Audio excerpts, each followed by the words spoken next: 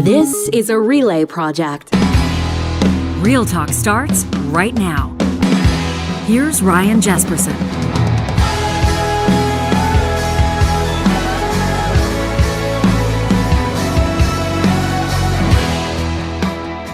I want to welcome you to this episode of Real Talk. In just about 30 seconds, we're going to check in with geophysicist Jenny Yeremiy on the heels of yesterday's exclusive, a half-hour sit-down with Alberta Premier Danielle Smith. A lot of you have a lot to say about what you heard about, well, a lot of issues. And today we're talking about the environment. We're going to talk about drought and water shortages. We're going to talk about coal exploration.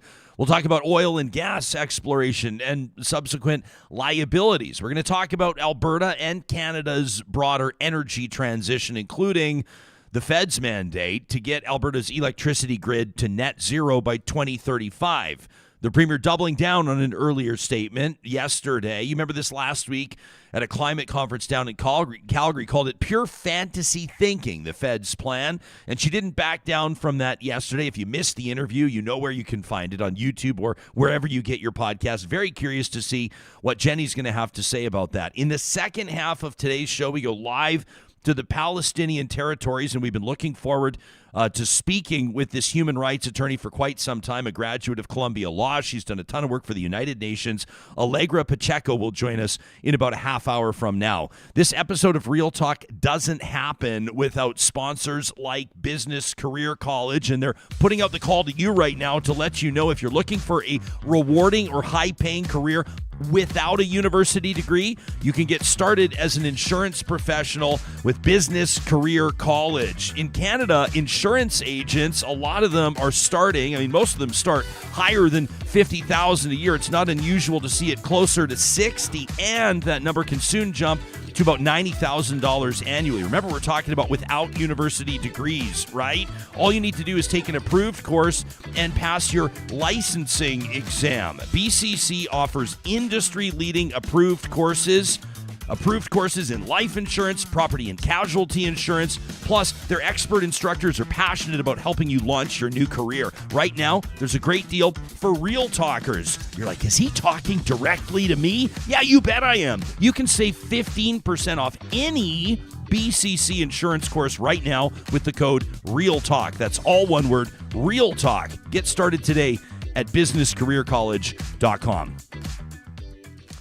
Jenny Yeremiy is a geophysicist turned oil and gas cleanup and reclamation policy and regulation expert. She was an Alberta Party candidate. She wanted to serve as an MLA. She's a social, environmental, and economic crisis advocate. She describes herself as a bridge builder, bringing people and ideas together under the goal of helping Alberta and its people lead a sustainable transition with understanding, cooperation, and grace. What an intro as she makes her Real Talk debut. Jenny, it's so nice to see you. Thanks for making time for us today. Thank you so much for having me, Ryan. It's so important to have these conversations. Thank you for making space for us. Yeah, of course. Well, so you're kind of this trifecta. You've got the science background as a geophysicist. You're engaged politically. Anybody who knows you or follows you on Twitter at Jenny Yeremiy knows that. And then of course also you've got a real advocacy angle to what you do. You don't just limit yourself to one box. How did you come to be who you are? What drives you? Yeah, so thank you. Being in the industry, I haven't really had the opportunity to be a traditional leader. I would say first and foremost, I'm not really a strong geophysicist. What I mean by that is I don't like to stay focused in just geophysics. I like to, like you said, be a bridge builder, understand how geophysics relates to other areas. And so in that, I've always been exploring in my career. So instead of moving up the ladder, I've moved sort of horizontally to understand the industry holistically. So early last year, I was at one of the major oil companies, and I was in a role, as you say, I transitioned from a geophysicist into liability expertise around the money that was injected for the $1.7 billion that came to Alberta, BC, and Saskatchewan to clean up the oil and gas wells. And so I wanted to understand how to do this work best. And so I took a complex decision-making course, and one of the questions they asked was, define your problem space. So I started with, okay, so this is an interdepartmental problem. No, this is a company-wide problem. No, it's an industry-wide problem. No, it includes the regulator. No, it includes the government. Holy smokes, this is an everyone problem. It includes stakeholders too. So I basically, and at the same time, I didn't feel welcome where I was. I was told that I wasn't aligned with the organization, and therefore I, left. And then, like you say, ran in the election, because to me, I was acknowledging that this problem is bigger than just the oil and gas industry and trying to make change there. So to your point, I've discovered that this isn't just an energy transition that we're dealing with. It is a environmental, social, and economic problem. Where do you think, sorry to step on your toes, Jenny, where do you think that you weren't aligned with the big oil and gas company? I don't know if you want to tell us who that was. I don't know if it matters. I'd be curious to hear. But where did you find, or where do you think they perceived that you weren't aligned with what they were doing? Well, I was brought into a meeting. I did a presentation at the Geo Convention. So I'm, like you said, I'm a geophysicist, and my learning, that complex decision-making course, helped me appreciate that we're compartmentalizing the problem that we have. And so, it's interesting. My husband's actually an environmental scientist, and we've talked for years about how what I do doesn't translate to what he would see. He's a firefighter now, but he knows enough about this. And so I presented at the Geo Convention, encouraging geoscientists to become more holistic in their thinking and start realizing the impact of the decisions we make. And the very next day, I was brought into a meeting room with 4 executives and told that I was not aligned. So again, I was always operating, and in that presentation, I said I was operating in regards to upholding the Orphan Well Association and the responsibilities of industry to pay their share and do their part in that effort. And that I was, like I said, a problem solver trying to help the industry come together to solve this big problem. And instead I was told I was combative and that I don't communicate, which I didn't think I had the capacity to do so. So that's the only information I was given. So if that's not aligned, I don't really want to contribute to that, which is why I left. Were you surprised that oil and gas liabilities, orphan wells, that sort of entire, what do you want to call it, like that spectrum of conversation, the myriad of issues, the inevitable moment of reckoning that will come at some point, wasn't more of an election issue? And for that matter, are you surprised that it's not more of an everyday topic of conversation in this province? Thank you. Yes, 100%. So to me, there's been a benefit, and I would say a risk, in having the conversation focused around emissions alone. So I would say that is primarily a push from the oil and gas industry, which is we can step over the liability problem if we just focus on emissions, and especially if we push off that discussion until 2050. So to me, this, as I said, this is a holistic problem. We need to think beyond just air. We need to think about water, land, life, and resources. And being able to just talk about emissions is really distracting. It's compartmentalizing the problem, and it is.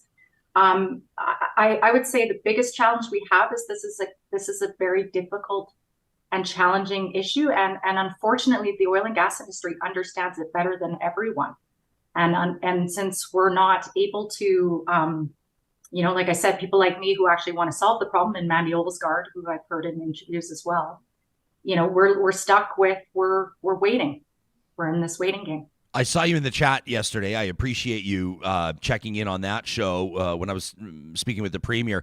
What did you take away from that conversation? What was like one thing top of mind that you heard or maybe that you didn't hear that really stuck with you? Well, I find it interesting that we're talking about insurance reductions. Again, I look at what this government puts out on a daily basis, and it is 100% fossil fuel centered.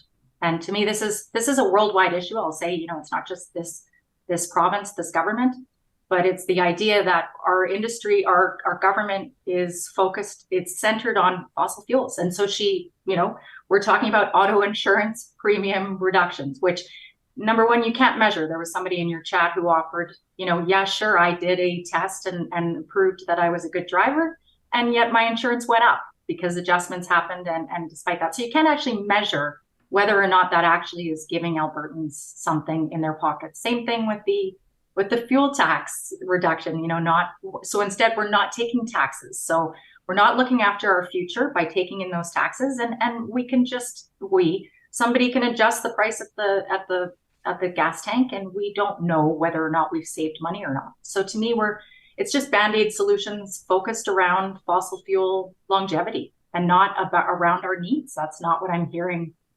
especially in this water crisis. Why aren't we talking about water? Yeah, no, we're really not. So why don't we go there first? And I've got a few questions. I want to talk to you about the electricity grid. I want to talk to you about coal exploration in the Rockies. I know you can talk about all of it. But why don't we get to water right now? Because my understanding is that there are some projections in particular, but not limited to southern Alberta, that suggest that some communities could be literally running out of water. Like some of them, if I understand correctly, are trucking in water right now. Yeah, three communities, according to. So I have to give props to the NDP. They held a town hall last night.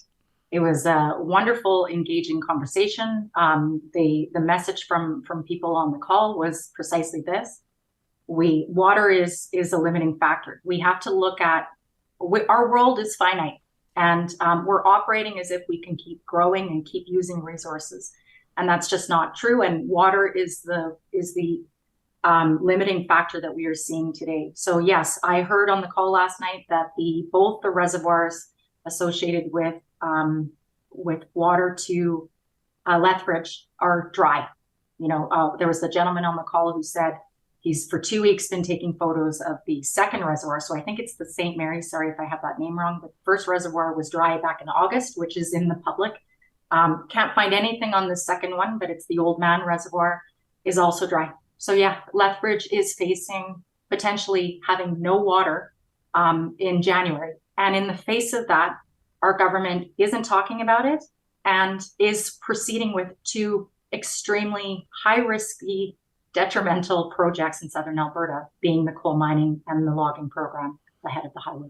Jenny, I'm one of those that is guilty of not knowing exactly what's going on the eastern slopes right now, and it's just kind of hard, I think, for the average person to keep an eye on everything. But what I do know, and correct me if I'm wrong, or at least what I suspect, and what I would say with some conviction, is that Albertans were led to believe by the previous Conservative government, after one of the most incredible grassroots campaigns I've ever seen, lawn signs and everything else, people from all walks of life and all political stripes pushing back strongly on coal exploration and mining in the eastern slopes. I mean, the Core Blend was just one of many on our show talking about that, plus a lot of landowners and stakeholders, and including people that had voted for and donated to and volunteered for that government. So they were pretty pissed off.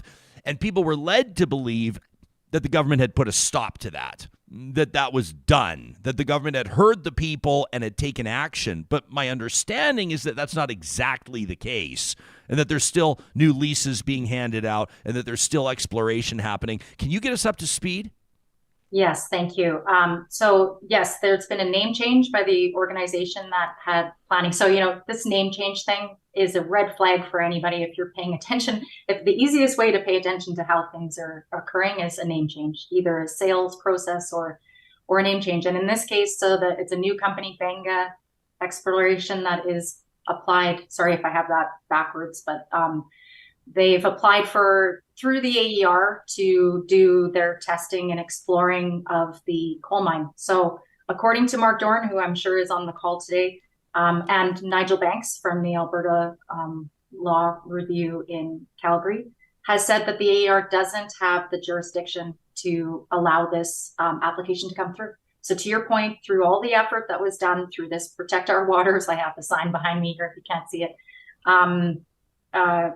effort, there were new laws written, and the AER does not have the jurisdiction to approve this application.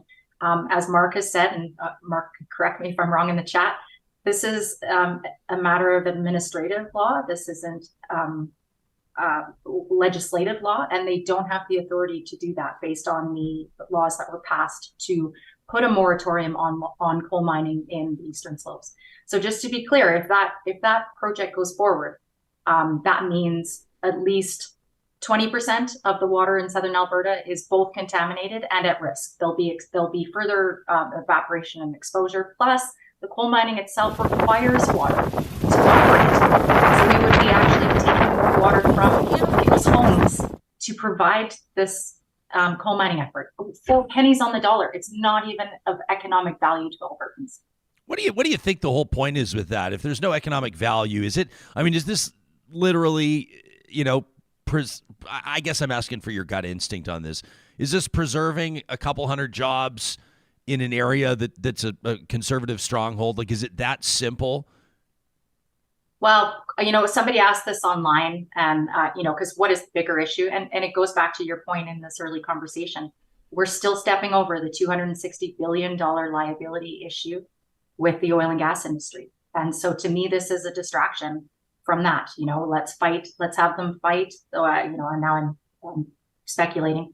But if we're all focused on the coal mining and the logging, then maybe we'll keep forgetting that there is this $260 billion elephant in the room that needs to be addressed. It's okay to speculate from an educated standpoint. That's kind of the point of shows like this to a certain degree. So we'll accept your submission. What do you want before I don't want to just move on from water. Because I think that's something that, a lot of people are talking about, water's the new oil. I'm sure you could poke holes in the metaphor, but I know that people are, aware that the value of fresh water and that water as a natural resource will become more and more and more significant over the years, the decades to come. We often ask guests like you and I'm not wrapping the interview right now, but to leave us with one thing to think about or one takeaway on the waterfront, no pun intended. What do you want people thinking about? So, like I said, we're addressing this social, environmental, and economic problem. And right now we have a moratorium on solar and wind, which is the only area which should be moving forward. And what that's done is it's highlighted what we need, which is a moratorium on all resource extraction in this province. So that is coal, that is logging, and that is energy extraction. The reason being is because Alberta is in a net deficit in terms of restoration and looking after people in this province. And unless we reverse course, we are moving in the wrong direction. So I guess the message I have for people is our government doesn't have this. They do not have the energy transition in the bag. And we need to take responsibility. We meaning, people have said to me, we need a different government. Well, we tried that. We weren't capable of getting a different government in. And we need to face that we can't wait 4 years for this problem to be solved. We have to get active and we have to get involved with people that are actually looking to find solutions. Galaxy Hunter in the live chat says this is the scariest conversation I've ever heard on Real Talk. Water is life. Mark Doran is in the chat. He's been on the show before. If anybody's curious to hear his take with the Polluter Pay Federation, you can obviously just search for that in our archives. He's been on a couple of times. Mark joined me in studio a couple months ago. He says if the AER, Alberta Energy Regulator, approves the latest Grassy Mountain application, he says the Alberta Court of Appeal will quash the decision. Alberta Girl just says, when will people understand that the AER is a Broadway show? This is resonating with a lot of people, obviously, Jenny. Let's talk about it. We asked the Premier yesterday about her interaction with a solar entrepreneur at a Pembina-sponsored climate conference in Calgary last week, where she referred to the Fed's roadmap to a net zero grid by 2035 as pure fantasy thinking, and she didn't walk it back yesterday. She takes that position. There's a correlation there to natural gas. She explained it for anybody that didn't hear. I'd recommend they go back and listen to it. But do you believe that a net zero grid in Alberta is doable by 2035? Yes, 100%. And I think the easiest way to solve this is to make the 2035 net zero grid analysis that was done public. We can't operate. This is for everything. Emissions. We need the real emissions data to be public. We need the work that we do, and that, by the way, we paid for as well. We paid for this economic analysis. Make it public. The more information that is held back from us, the more difficult it is for us to just come together and solve these problems. We've heard from, thankfully, Markham Hislop doing all of these interviews on the grid when this happened, that there have been experts screaming that this is possible since 2015. And the federal government has made concessions for natural gas's backup when we have the capacity to simply tie into BC and utilize hydro as storage. And now I'm not saying we can't have a one-hit wonder. We need to be able to give ourselves options. So I still think we need storage in batteries, but we need to look to experts and we need to stop narratives. And the best way to do that for our government, please hear this too. We can see that this is a worldwide issue in terms of political influence from fossil fuel industry. And we have to help our leaders make these decisions.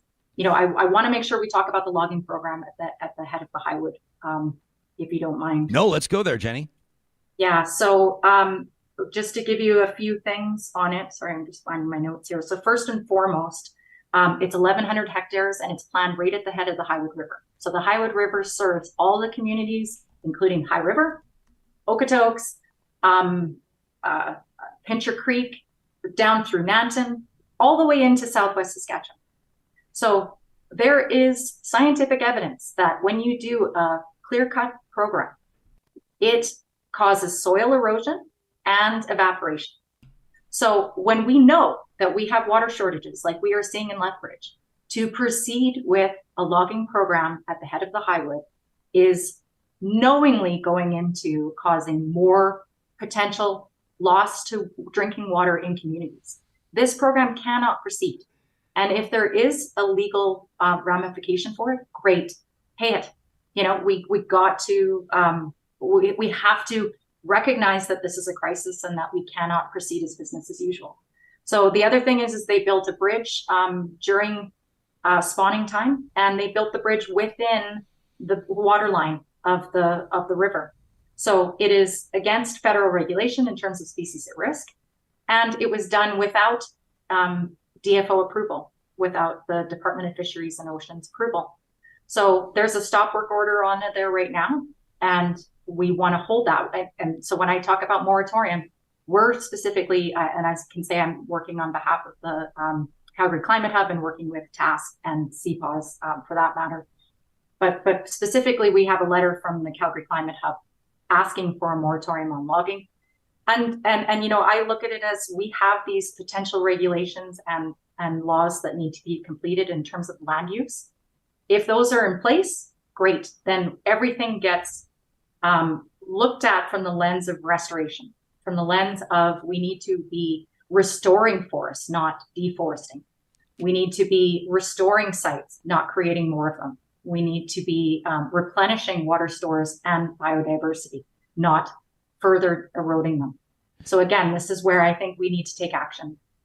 If you're just live tuning the audio right now in the Mixlr live streaming audio app presented by California Closets, we're talking to geophysicist Jenny Yeremiy. Jenny, are you officially with Calgary Climate Hub or no? No, I'm, okay, I'm trying to work with every group I possibly can. I see. Thankfully, yeah. this is an area where the Calgary Climate Hub was looking for support. And so, yes, it's just on this project specifically. Cool. Right I want to give them a shout out. And we also wanted to mention, you mentioned Markham Hislop in passing, and obviously Markham's a great friend of this show and does good work at Energy Media. That's energy with an I, energy.media, thoughtful journalism about energy's future. It's been a while since we've spoken with Markham. Might have to get him back on the show. Jenny, before we run out of time with you, I just want to ask you, I know you sent us some interesting thoughts ahead of time, which I appreciate. And one of the things that you wrote kind of jumped off the page at me. And I want to wrap with this. You say that natural gas is not a bridge fuel for the transition. And I think for a lot of people, including me, that might come across as a bit of a surprise because we understand natural gas to be cleaner burning than other options. Alberta has obviously oodles of it. A demand for natural gas, increased demand for natural gas is good for the economy. There's ambitious LNG projects in BC. I think a lot of Canadians believe that there's a robust future for natural gas as a so-called bridge fuel. So why would you argue that it's not? Yeah, thank you. And I have to, to meet people where they're at, being a geophysicist, somebody that's been in the industry for 2 decades, and more. I had a conversation with a friend in August and said, it's not just an energy industry problem, it's all of our problem. And then I got home and watched a video, Big Oil versus the World.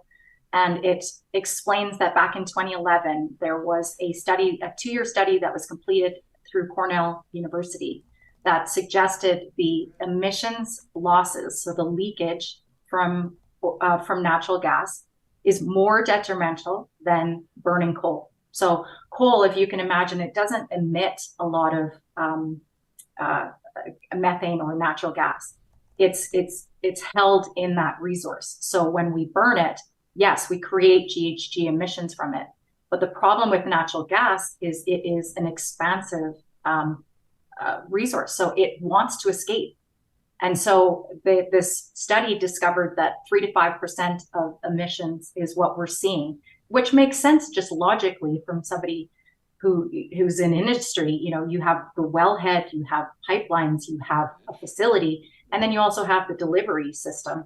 And in each of those cases, if you lose a little bit of methane, it amounts to that 3 to 5%, which isn't much. Now, just this year, there was a study, and I don't know who, but it was offered through New York Times, put out an article, points to this study that suggests that 0.2% emissions losses from natural gas production makes it equivalent to coal. So that means natural gas is actually 20 times worse than coal in terms of emissions. So when we talk about 2050 emissions and CO2, that's not the whole problem. We have to back up the bus and talk about methane, which again is why the emissions data needs to be made public. So once you say that natural gas is bad, then you know that LNG is worse, because LNG requires compression of natural gas, which is more energy and difficult. We don't have CCS because we can't contain all of that methane. And blue hydrogen, again, that requires more production, which releases more methane. So in all of those cases, sorry, I'll stop. I can see you're looking away. No. I'll just say, to be honest with you, I just feel like the magnitude of what you're talking about is just resonating with me. That's all. I mean, I feel like I've learned more in this half hour, but I'm also like, and I know that's not your goal. That's not what you're trying to do. But it's just sometimes the reality of what we're talking about is a little bit crushing. Yeah, it is. And this is why, so I look at Alberta has a tremendous responsibility. We have 400,000 or more wells that are emitting. We need to shut this off for the world. And there is a simple path forward. Please hear. I know that number one, we can do this. We need to stop pretending to focus on CCS and LNG and all these things. We simply need to close well sites and prioritize that based on high emissions, high pollution, and low production. We need industry, not just provincial-wide planning through the AER. So to me, this is the time to get deposits from companies and set the clock and get the AER to do their job. Please hear also that there is a cost-effective way to do this, which is looking at it from an industry as a whole rather than from an individual company. Both the AER and the industry are not working to help each other with the way that this is done on a company basis rather than on an industry-wide basis. And the answers are all there through the sub-regional plans. Those are our North Star. Those are, the laws of the land is what's going to help us move all of what we need to do through the same system so that we can all, simplify what we're doing in this province and get the solutions going. Jenny, I'm so grateful for your time today. Let me just say, obviously, we're going to need to bring you back. I envision a Real Talk roundtable with you and 2 other advocates well-versed in industry with impeccable credentials that can give us the straight goods, the real talk on Alberta and Canada's environmental reality. Thank you for your advocacy, and thanks for making time for us today. Really appreciate this. Thank you so much, Ryan. You bet. You can find Jenny on Twitter at Jenny Yeremiy. We'll put that, of course, basically just follow Real Talk on Twitter at Real Talk RJ, and we share the handles of the guests that will be joining us each and every morning. She did mention Mark Doran. It's great to see Mark in the chat. Mark's recent appearance, recent-ish, on the show is back on August 16th. where he was talking to us about his work with Polluter Pay Federation and some of the issues that surfaced during this conversation. So we recommend that you go back and check out that episode. We're going to be heading to the Palestinian territories in 90 seconds to check in with Allegra Pacheco. I'm expecting a very powerful conversation there, and that would not happen without the support of sponsors like Grand Dog Essentials, quality raw food. You can find them online. If you're living in Alberta, they're at granddog.ca. They deliver right to your door in Edmonton, Calgary, Central Alberta. That's what they do for us, for our two pups, Moses and Monroe. They both have their own unique needs, their own unique health challenges, and a big part of that is addressed through their raw food from Grand Dog Essentials and from some of the supplements that we have them on. If you go to the website, granddog.ca, go to the Shop Now link and check out the 4-leaf Rover bundles. These are curated bundles to help your pet, your pup, even your cat, with things like allergy support, joint support, senior support, immunity support, you name it, they've got it at granddog.ca. The promo code REALTALK takes 10% off your first time order. Complete Care Restoration wants to remind you that, yeah, they definitely have built their business and they've built the trust that people have in that business on helping folks get back on their feet from fire and flood. You know, if you've been in that situation, how valuable it is to have a team that brings professionalism and empathy to the table. But they also have experts in repair services, construction, renovation. They employ a full staff of proprietary repair trades like framers, drywallers, painters, finishing carpenters. Let's say you've got a leak in your shower and the entire ceiling in your kitchen explodes. Does it sound like I know what I'm talking about from firsthand experience? Complete Care Restoration can get you back on your feet at completecarerestoration.ca. And who was there at one of the 16 Friesen brothers across the province yesterday to knock 15% off their grocery order? Hey, they do that every November 1st. Don't forget, but Seniors Discount Day goes through the week at their different locations. Friesen Brothers, for more than 65 years, has been family owned. That's Alberta owned, Alberta grown, and they understand the value of family meals. If you go to their flyer link at friesen.com and click on the Family Essentials flyers, you'll find easy family meal solutions. Those are simple and interesting recipes that can be made using products featured in the flyer, including hearty fall recipes like stews and pulled pork and chilies. The entire flyer available online at friesen.com. Allegra Pacheco is a U.S. attorney, a graduate of Columbia Law School with honors in international law. She's currently based in the occupied Palestinian territories. She was a practicing human rights attorney for 8 years in the Israeli Supreme and military courts, representing Palestinians on cases regarding torture, detention, prisoners' rights, land confiscations, and house demolitions. Her human rights work has been recognized by Amnesty International and Harvard University, where she was awarded a Bunting Peace Fellowship in 2001. Over the past 15 years, Ms. Pacheco has held various legal and protection positions in the UN. She's also published legal articles on the occupation in the New York Times, NPR, the Boston Globe, in the Forward. Prior to her work in Palestine, Ms. Pacheco practiced corporate law in New York City, and she's worked in the U.S. Congress. We're grateful for her availability today. Thank you for joining us on Real Talk. Where do we find you today? Right now, I'm in Bethlehem in the West Bank. Would you describe to us the reality there day to day right now, what you're seeing firsthand? Yes, well, Bethlehem, like most Palestinian cities, has been closed by the Israeli army. Most of the roads leading out are now blocked by earth mounds, gates. In the big cities, there's generally one road out with a large checkpoint. So that means long lines, very tense waiting situations. So movement and access has been dramatically restricted since the war started all over the West Bank. And it's not only for people to leave cities, but it's for villages and rural areas to come to the cities to access services like medical services, to go to their jobs, kids to go to school. About 200 schools are not functioning because of these closures currently. What drew you into this line of work? Your CV is remarkable. Your involvement, incredible. Where did this? I mean, you do this, I would imagine, with a great deal of conviction. Where did that come from for you as a young person? Well, I grew up in a household, and I would say, in the time following the civil rights struggle in the U.S., and very inspired by that and very much inculcated with those values. I also come from a Jewish background and quite an intense Jewish education, where I think some of the principles in Judaism, of course, treating your neighbor, the other, equally, have very much inspired me. And as I grew older and became more educated about the situation in Palestine, I realized that there were some serious problems going on with Israel's occupation and in terms of justice. And so I got involved in the human rights element of the Palestine issue and eventually ended up defending Palestinians in the Israeli courts.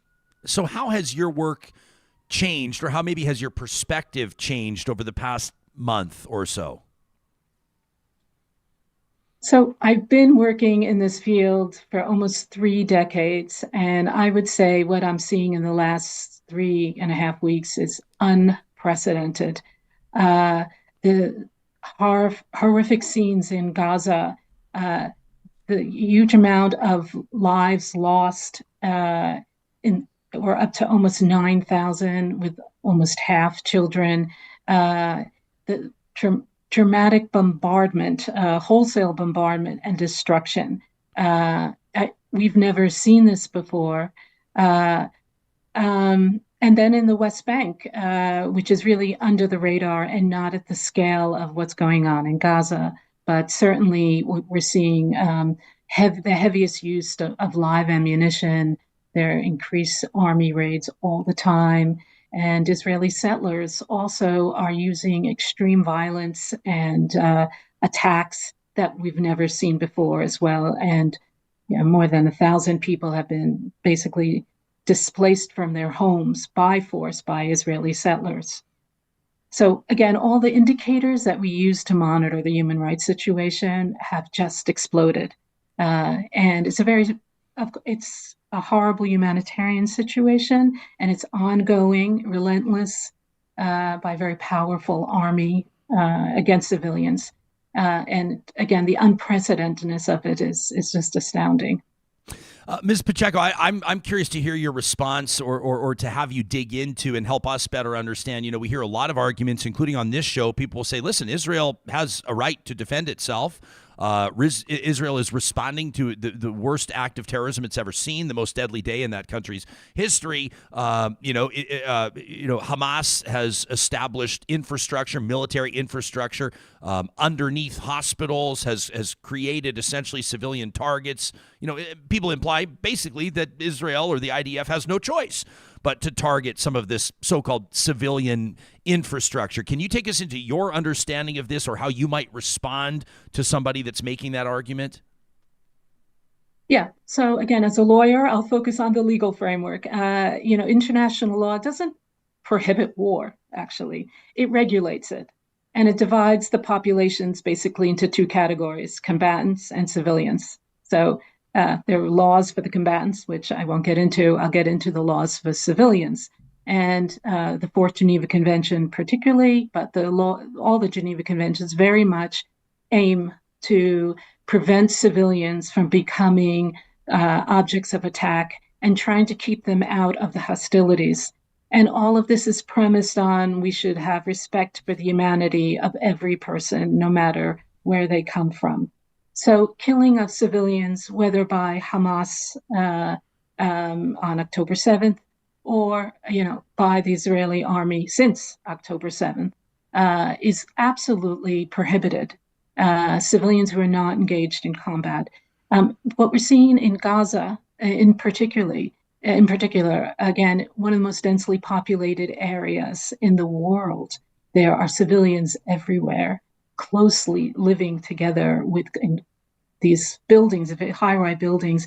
The international law states when there is a war and an army wants to attack a target, but there are civilians around that target, there are certain principles that have to be respected: precaution, distinction, proportionality, and all those must be taken into account.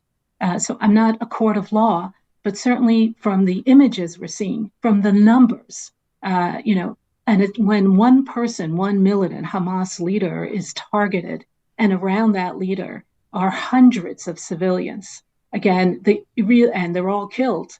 And the massive destruction occurs.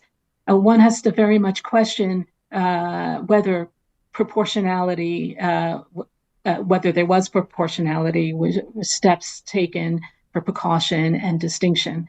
And it's, again, even up to the Secretary General, even governments are starting to say that this is very much disproportional, and calling for a ceasefire in order to stop this massive killing of civilians. UNICEF has said that Gaza's become a graveyard for thousands of children.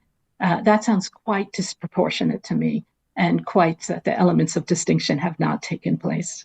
So you, as an American-raised, American-schooled attorney, it's not just the United States that I want to ask you about, but it's, I think, widely regarded as the most powerful and influential nation on earth. I think that people widely regard the President of the United States as the most powerful person on earth. What would you like to see from nations like the United States, Britain, Canada, and others? Thanks for that question. Again, I think I would like to see an immediate ceasefire. I think Hillary Clinton, when she said those that call for an immediate ceasefire don't understand Hamas, for me, those that call for a ceasefire are the ones that understand humanity and respect for humanity. There is this huge amount of weaponry being bombarded day after day, night after night, on an entire civilian population who are living among the targets that Israel is aiming for. But it's completely, it's inhumane. And I think that there are better ways to have peace here. And war is just a means to achieve a political objective. It's not the end. Have a war and smash Hamas. The objective is to achieve peace and stability for everybody in this area. It will not come out of such destruction and suffering. Even if Hamas is destroyed, the effects, the impact that this bombardment is having on this population will resonate for generations. There'll be another Hamas in 20 years. These people will take a huge, maybe not even one generation to recover from this destruction. And again, it's this destruction on top of all the other Gaza conflicts, the whole history of the military occupation, the history before that of all the refugees from 1948. Almost it's 80% of the Gazan population were receiving aid from UNRWA because they're from the refugee population. Again, there's been this huge blockade on Gaza for 16 years. So again, I would like to see, and I would say we need to have an immediate ceasefire, calm things down, hostages, prisoner release, whatever could be done to restore good faith, and immediately start talking about the real political objectives of a two-state solution, dignity, self-determination, peace and security for everyone. And there's so many ideas. We've been in peace processes for decades. It's not like we're starting from zero. But to me, this is the only way to achieve peace and stability. I want to mention for the benefit of our viewing audience that just a couple of days ago on October 31st, we spoke to investigative journalist Justin Ling behind the Bug-Eyed and Shameless Substack about his take on the American invasion in Iraq in 2003 and how that translates to what's happening right now in Israel and Gaza and why you can't bomb your way to safety. And based on what Allegra's talking to us right now about radicalization and how there will be another Hamas, Justin digs into that as well. And if you missed that interview, I recommend that you check it out. I have yet to speak with a single person regardless of their position on Israel, that is okay with thousands of children being killed. Or for that matter, let me just say civilians, but as human beings, we're hardwired to especially protect the children, I think for obvious reasons. I have yet to meet a single person that's okay with what's happening. They can write it off under the, this is what happens with war. But when I see some people speculating about what the death toll could look like, and when there feels as though there's inevitable reality of sort of phase 2 of Israeli military action, or the military offensive, you might call it, we've seen some people suggest that there could be 600,000 casualties by the time that this is done.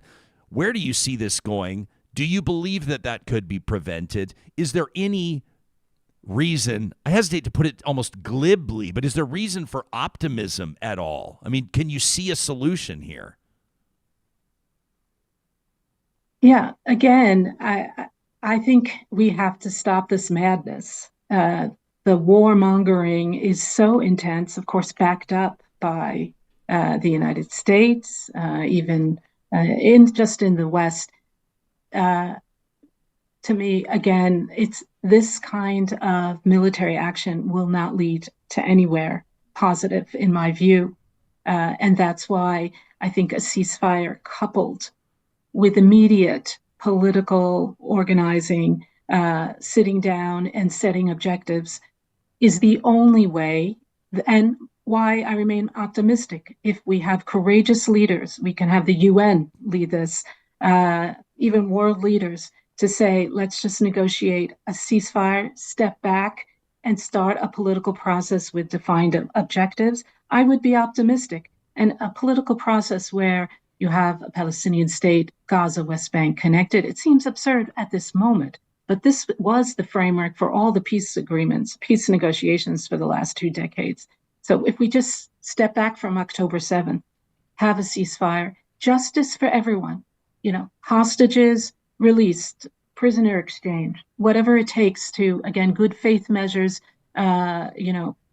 restoration of international law, following international law, and then we start this political process. It's, in a sense, it's almost all lined up what needs to be done politically, in terms of objectives, goals.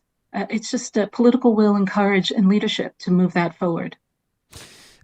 Ms. Pacheco, I'm so grateful for your time here. We've just asked our guest prior to you, and I want to ask you the same thing. You've given us much to think about, but if there's one takeaway, that people are having conversations about this war with their friends. People are talking about how it's resonating with them, regardless of where they live on the planet. I think the eyes of the world are here watching in horror.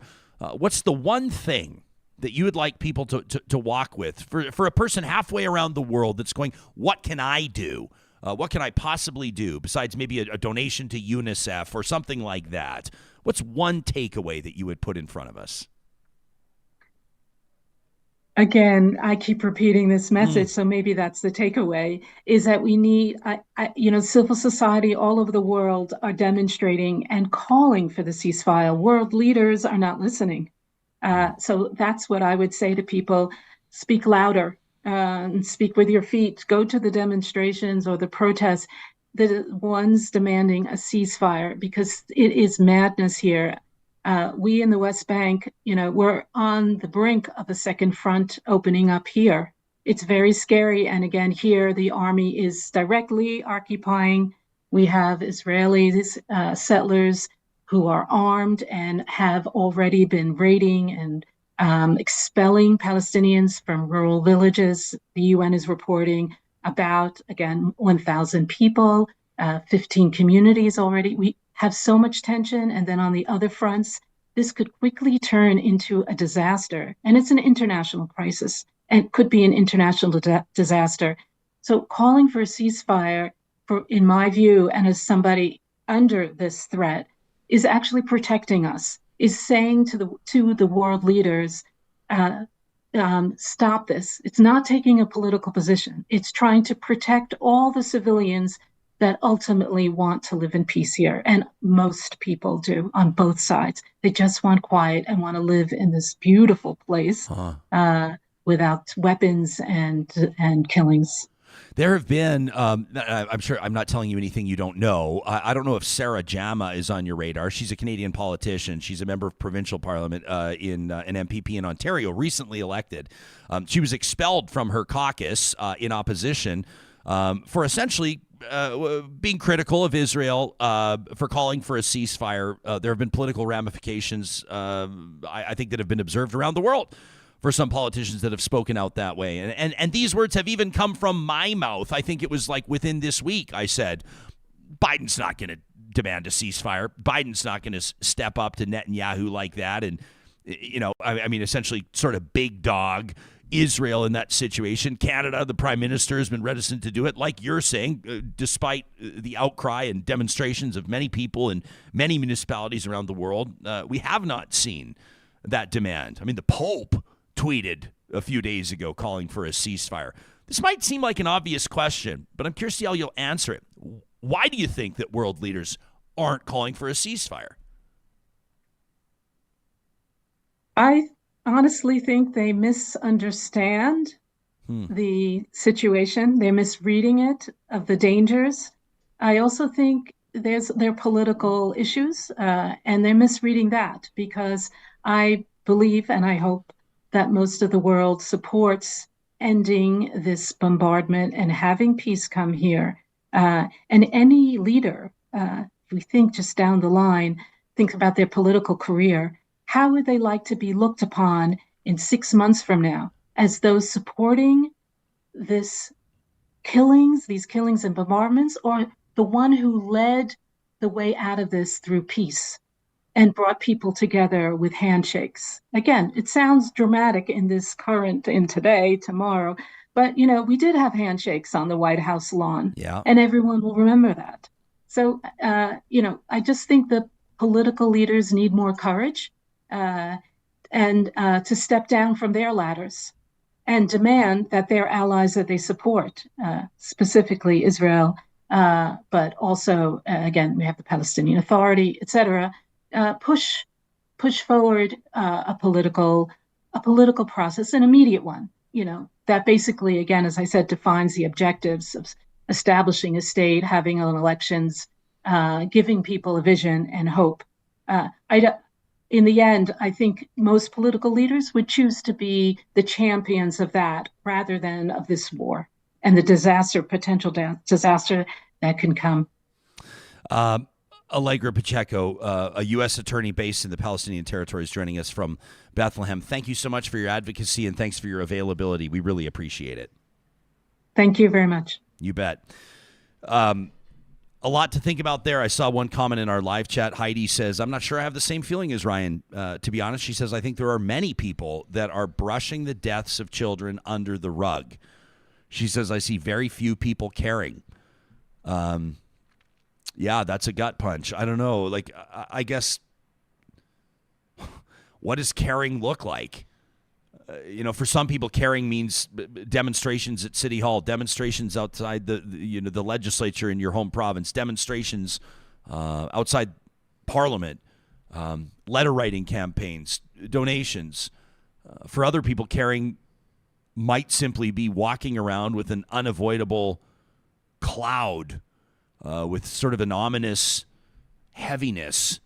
I don't know, but Heidi, your experience is obviously as poignant as anybody else's, and I don't know. I mean, Johnny, you and I have talked about this. A lot of people, when they say that, I feel like caring means picking a side, and so if you're not on a specific side, if you're not pushing, a certain side's agenda, then you automatically don't care. Which I don't think. I think we're all like we turn on the news every day. We open our apps, we look, and it's more and more and more. How can you not care? Children are dying on both sides. And like she said, probably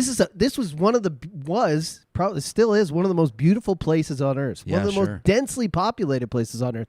And I really like how she brought up the fact of, like, part of this peace plan that they've been talking about for years is connecting the state of Palestine, because obviously if you look at a map, it's the West Bank and Gaza, and that doesn't mean connecting the land and putting this barrier between basically two pieces of an Israeli state.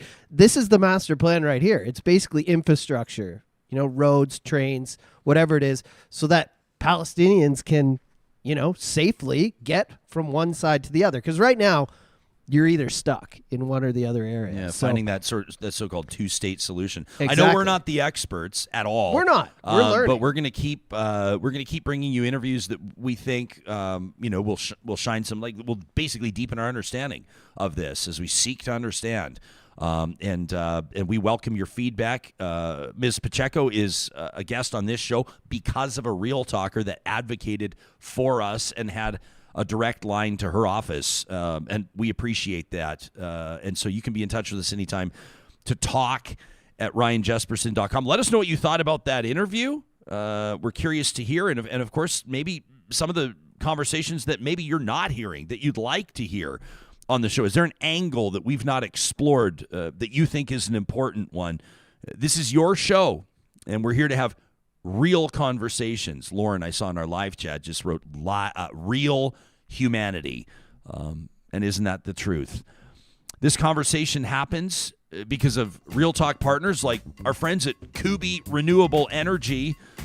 It's great to see Jake and Adam, two of their leaders, I believe CEO and COO, I think are their titles, featured on the latest issue of Edmonton Business Magazine. Just add it to the trophy case. This team has grown in less than 10 years, 8 years, to well over 100 employees across Western Canada. And they'd love, if you're an installer, if you're a journeyman, if you've got your ticket, if you work in sales, if you want to be part of Canada's energy transition, the green energy movement, and you'd like to build a career around that, Kubi would love to hear from you. You can check out the careers link at kubienergy.ca. That's also where you can read more about what they're doing and check out some of the installations that they're doing on homes and warehouses and barns and, well, you name it, a fire hall recently. You can check that out on their Instagram. Kubi Energy is young, growing, and reshaping Canada's energy portfolio at kubienergy.ca. Our friends at Eden Landscaping want to remind you it's a perfect time of year to establish contact with them and start the conversation about your front yard, your backyard overhaul. You make it happen next summer by kickstarting that relationship today by visiting landscapeedmonton.ca. You just click on the contact link. It's that easy. And you can start talking to Mike and his team about your vision, your plan, and how it might be brought to life.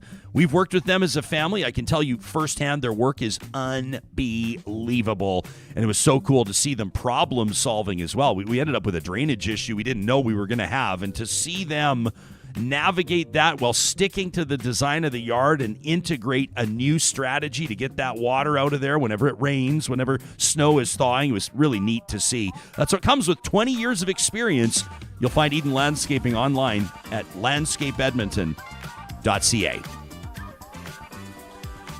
Big response to our conversation with Premier Danielle Smith yesterday in studio. Was there like one key moment? I'm putting you on the spot. Was there one key moment that jumped out at you? Was there something she said or didn't say? Was there a topic that came up that you kind of went, oh boy, there it is? No, but I did wish, and we have to have her back for it, something that I feel was missing was the moratorium. I know we didn't get to that, but I feel like today, our first guest, we were hitting on all cylinders there. I just want to say that I meant to after the interview, but we went right to Palestine. Man, was the chat ever lit up. It was banging. People were like, I had no idea about this. Other people were like, we need to hear more of this. Somebody in there said one of the best interviews we've ever had on water security and stuff like that. I feel like we could have had her on for like a full hour. You're talking about Jenny? Yeah. Oh, like, yeah, it sure. could have been absolutely incredible. So I feel like we missed. I did want to hear that yesterday, but we had so much to get to. There's a lot to get to. And then she had to get out of here. And then, of course, she went and spoke at some other things. And yeah, they announced their big insurance plan. I was on X all day reading about the Premier and everywhere she went after our show. And, she laid out the insurance thing on the show, which I thought was interesting, her perspective on how they're going to bring costs down. But you could see her kind of almost like tense up when I asked if she could envision establishing a crown corporation like an Alberta Insurance Bureau or something like BCI, that.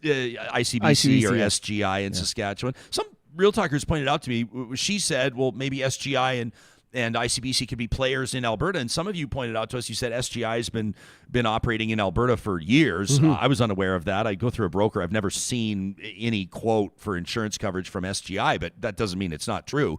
But yeah, I thought that was interesting.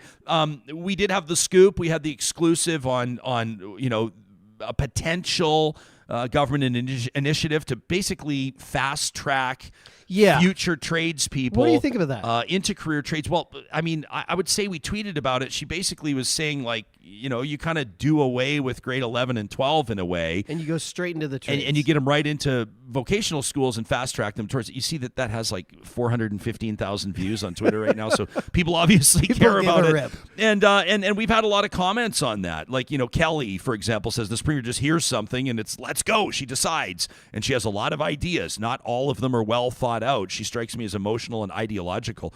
She doesn't strike me as emotional, but maybe ideological. Brian says we already have trades programs in high schools for kids like this. They earn high school credits. They get credit for completing the first year of their apprenticeship by the end of grade 12 for many unions and employers, and they can start as a second-year apprentice right out of school. Right? Meg points out a graph that shows the vote choice by education. Pointing out basically that if you're a high school graduate, that's your highest level of achievement, you're more likely to vote conservative. If you're a college graduate, like a vocational school, more likely to vote conservative. And if you're a university graduate, you're more likely to vote NDP in Alberta. So that's kind of an interesting source of that. Alberta Pulse is the source there. Heather says, let me understand this. The same kids who are supposedly not old enough to decide their sexual orientation or gender identity are old enough to decide that they should drop out of school and decide on a trade at 15 years of age. Ooh, that from Heather. Nana Gale says, Premier makes me so mad. They may not have the academics to make it to university. Does she think getting a trade certificate is from a box of Cracker Jacks? Great reference, Nana Gale. She says, you have a lot of classes and tests. Alberta Plumber says, I know a ton of tradesmen who never finished high school. I did, but it didn't benefit me whatsoever. He says, why do so many people who aren't in the industry concerned? Take the basics of grade 10 and then go learn applied knowledge through trade school and off you go. I like this from Jody Vance, a good friend of ours from Czech TV out in BC. Jody says, as a mother of a mature grade 11 student, the social learning in high school is huge and a fast track to the trades is flawed. Jody says teen years are fleeting enough. Also, as a practical learner, my grade 11 and 12, child was full of, or she says her grade 11 and 12, Jody's grade 11 and 12, was full of non-academics. And after grad, she went to culinary school. I didn't know that. I definitely agree with that a bit. Like grade 11, 12 is pretty crucial to social development. That's when you kind of, I know everyone's not ready for the world, but you really learn a few parts of who you are there. 9, 10, maybe, especially for some people, are kind of hard. Yeah. So I can see how pulling out early. We also talked about this yesterday. It's a little dangerous when you're 15 years old. Some of those entry-level trades jobs are like 80, 90, 100 grand a year. Somebody offers me 100 grand when I'm 15. I'm probably going to take it, right? Well, sure. And then, but then what when you're like 25 or 30? Yeah. I think of the kids. I don't know that it's wise to pursue this. Now, she pointed out, she said, well, she had talked to a homeschooling mom in Britain, or from Britain anyway, from the UK, that had said they have their, like, what is it, the O level and the E level or something like that. They have 2 levels. And she said that the one kind of like fast tracks you to here and the other one kind of like puts you on the path to go here. And we had some people taking issue with that characterization of it. Some of you were saying, well, basically in the UK, one of them is to college, one of them is to university. It's not really like a road to drop out. I don't know if it's fair for me to say drop out, but to basically cut off the last 2 years of up to a grade 12 education. There was something funny that some of you pointed out in our auto captions when the Premier said parity of esteem. Parody, the auto caption spelled it as Parody, like a parody of esteem, which I thought was hilarious. Of course, she's talking about parity, Parity, like equality, parity of esteem. But the AI there kind of cracked a joke without meaning to, which we thought was really funny. Shelby says, well, doesn't the RAP, the RAP program, already exist in schools in Alberta to allow students to get trades experience and high school credit at the same time so kids don't have to drop out after grade 10? And Shelby's comment got a whole lot of likes, which I would imagine means that people agree with that take. You can let us know what you think. We've got a lot to work with for the flamethrower tomorrow. This is our rebranded trash talk, the flamethrower, presented by our friends at the DQs of Northwest Edmonton and Sherwood Park. That'll be every Friday. As you know, here on the show, your chance to basically rant, your chance to say what needs to be said, and you can do that by way of an email to us, talk@ryanjesperson.com. Also asked the Premier about the Alberta Pension Plan. And I said to her, well, you said... if you can load that video up for us, Johnny. I didn't have this teed up yesterday. I said, well, you basically told people you weren't going to touch their pensions on the campaign trail. And she said, well, no, I didn't. She said, I said that we were going to, wait to receive the report, and then we were going to put it in front of Albertans. And she did say that. That part is true. But there was also this. I want to talk about the rest of Canada for a moment who might see you One with sec, your sovereignty one act, sec. The clip's better with audio. It's way better with audio. Way better with audio. Okay, do it again. We fire it again? No. So John, and then she did say this. I want to talk about the rest of Canada for a moment who might see you with your Sovereignty Act, the prospect, the door still being open to pulling out of the Canada Pension Plan, and worry that a Smith government would be bad for national unity. Would those folks be wrong? Look, no one is touching anybody's pension. Pension belongs to pensioners. It belongs to Albertans, and no one is going to be touching their pension. That's another example of the misinformation that the NDP keeps spreading because they don't want to talk about their record. Okay, So there it is. She did say nobody's going to touch your pension. But then with politicians, right?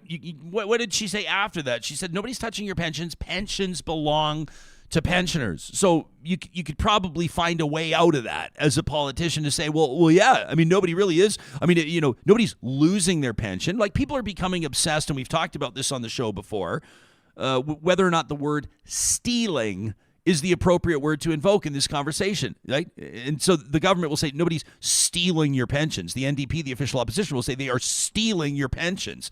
And the truth is, nobody's stealing anybody's pension. But there is an initiative to move and muck around with and mess with and reallocate with and reinvest your pension. There is that investment, that initiative. And so while nobody may be stealing your pension, or depending on the definition, nobody touching your pension, in other words, it's still there, the money's still there, you still have a pension, there definitely is there's an undeniable initiative underway to move it. So, draw your own conclusions here. At the end of the day, this kind of reminds me, people will say, and there were some of you that were loudly speaking to our show yesterday, saying we didn't spend enough time hammering home the point that she didn't campaign on this. This wasn't part of their election platform. People are wondering, where was that in the throne speech for that matter? But here we are, still with consultations underway. People are filling out those web forms. If you want to hear more about the numbers that the government's claiming of people that have provided their feedback, you can watch or listen to our interview from yesterday. It reminds me back when Rachel Notley, after getting elected in 2015, introduced the carbon tax and started talking about social license and started working with the federal government to try to negotiate that. I mean, that is tough ground to tread for an NDP premier to be a pro-pipeline premier. I know. But Rachel Notley was campaigning for pipelines, and she was doing that. She got one. Part of what she was doing was the carbon tax. And her critics, her conservative critics, Jason Kenney, the loudest one, was pointing out that she didn't campaign on it. She didn't campaign on it. And at the end of the day, people had to ask themselves whether or not that fact actually mattered. Like, did Rachel Notley lie to people by not campaigning on a carbon tax and then introducing a carbon tax? Did Danielle Smith lie to people by saying nobody's going to touch your pensions and then rolling out an initiative to explore the viability of an Alberta Pension Plan?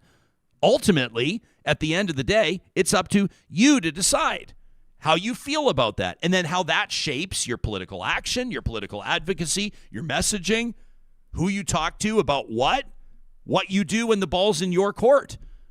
It doesn't really matter to Danielle Smith.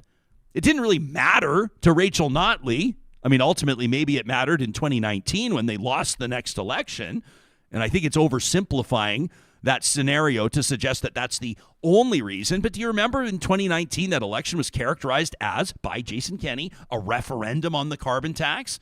That's what that election was described as by Kenney himself. So the next election in Alberta isn't for a ways away. I mean, it's way too early to start talking about that. But ultimately, and we said this to Premier yesterday, I said it to her face. You know, somebody wrote in, I wish I could remember your name, I apologize. Somebody wrote in and said she should call an election. She should put something on the line. It's not realistic to expect a premier to call an election 6 months after an election, especially if they have a majority government. It would never happen. But Danielle Smith is putting something on the line. We said it to her yesterday. Her political success and her political survival. If this ends up being a huge mess, if Alberta goes through with it, if it passes a referendum, if there even is one, and then it proves to be a mess, that may not happen over the next 4 years. But what if 20 years from now people look back? If there is an Alberta Pension Plan that is thriving and outperforming CPP and people are thrilled about it and it's the new Alberta Advantage, then Danielle Smith will go down in history as a Peter Lougheed type. People are going to write emails as soon as I've put those two names in the same sentence. But you look back on what Peter Lougheed did, for example, with the oil sands, for example, with ATB and others. And there were some failures too, airlines and the like. But Lougheed was looked at as somebody that stood up to Ottawa, argued for Alberta's fair share, and implemented things. Wasn't it Peter Lougheed that established the Alberta Heritage Savings Trust Fund? They look back, and history is kind to his legacy. But there are other premiers, and not just in Alberta, politicians, prime ministers. You look back at their legacy, at things that have blown up in their faces, and that is what they're remembered for. And the destruction that's left impacts the people. So it's no wonder so many folks care about this. Again, we put out the call to you. Keep the emails coming in. Let us know how you're feeling about it. You will continue to shape the editorial direction of this show. Tracy says there's just spin and more spin. Alberta Girl says, remember when Danielle Smith walked across the floor and sat with Jim Prentice? She cannot ever be trusted. I mean, that feels like a lifetime ago, right? Feels like a lifetime ago. That's why she was in timeout for a while. She was. She described it as that to me years ago. Get over there and think about what you've done. Well, because she lost the room. Yeah, I know. It's in a I guess you might call it a masterful move by Jim Prentice.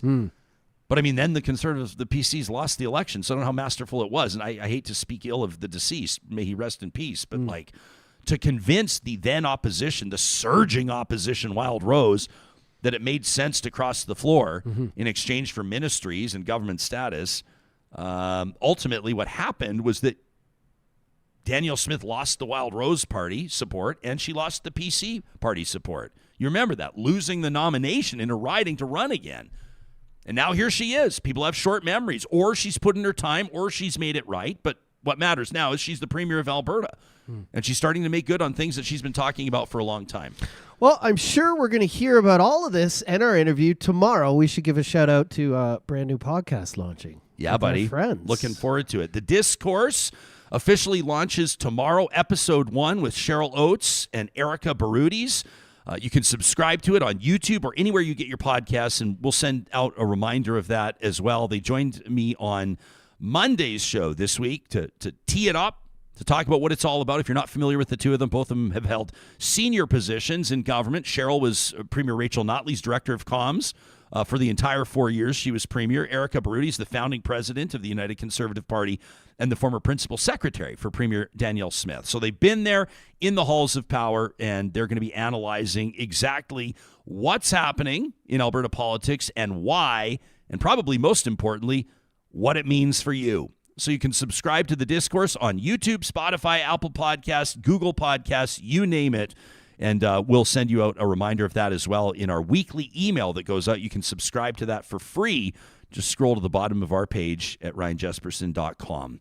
Coming up on tomorrow's Real Talk, we are opening up our studio doors and welcoming in 3 of the 40 Edmontonians under the age of 40 recognized in the newest episode of Edify. That's right, 3 of Edmonton's top 40 under 40 are going to tell us what makes them tick, why they do what they do, and we think probably help us learn a little something along the way. We hope you'll join us. Hey, click like on this episode, will ya?